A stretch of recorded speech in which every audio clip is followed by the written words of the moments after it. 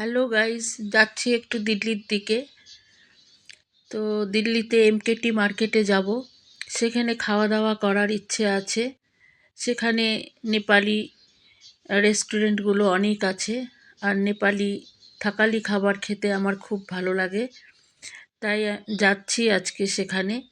দুপুরের খাওয়া দাওয়া সেখানেই করে নেব। তো এই যে এখন গাড়িতে বসে বসে যেন ঘুমই পেয়ে যাচ্ছে। তো যাই হোক, বাইরেটা দেখো, কুয়াশা কুয়াশা আছে, অল্প অল্প, রোদ নেই। আর এদিকে একটু জ্যামে ফেসে গেছি। কখনো কখনো এরকম হয়ে যায়।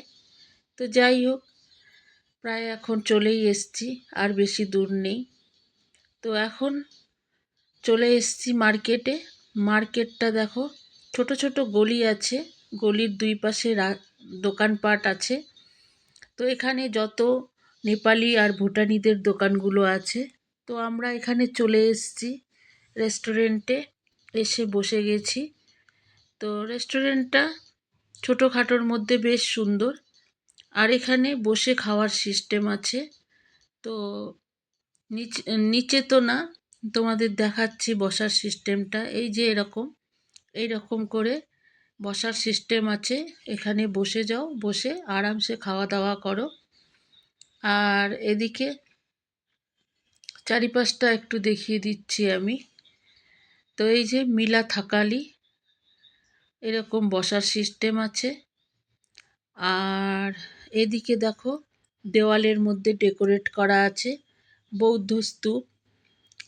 তো এরকম দেওয়ালে ডেকোরেট করা। আর এদিকে হয়ে গেল রিসেপশন, আর এদিকে হয়ে গেল কিচেন কাউন্টার, আর এখানে এন্ট্রান্স। এই হলো মিলা থাকালি। আর এই যে খাবার চলে এসছে। খাবারে আছে কালো মাছের ডাল, খাসির মাংস, 2 ধরনের শাক, পাঁপড়, আচার আছে 2-3 ধরনের, পাঁপড় আছে, এই হলো সালাড আছে।